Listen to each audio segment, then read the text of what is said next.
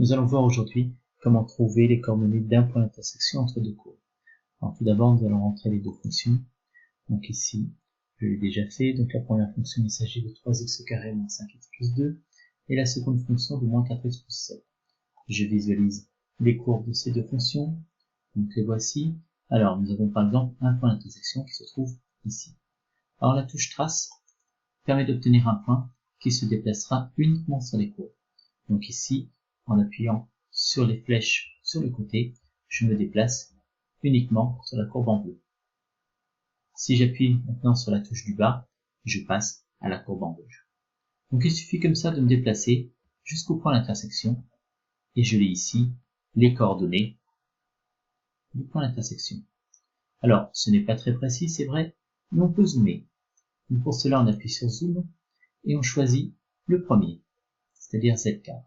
On appuie sur entrée. Alors Z-cadre permet de définir un rectangle et de zoomer à l'intérieur de ce rectangle.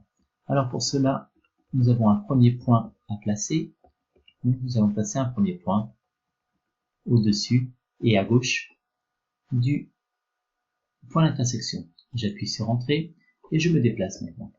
Donc vers le bas et vers la droite et un rectangle commence à apparaître. Alors je fais en sorte que mon point d'intersection évidemment se trouve à l'intérieur et lorsque j'ai fini, j'appuie sur entrée. Là, la calculatrice retrace la première courbe et ensuite la seconde courbe qui se trace à l'écran.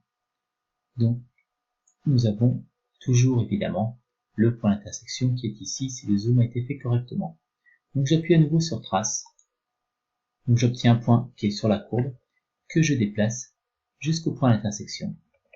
Et cela nous permet d'obtenir un résultat plus précis que le précédent. Alors bien évidemment, on pourrait recommencer cette manipulation et refaire d'autres zooms. C'est terminé, ciao!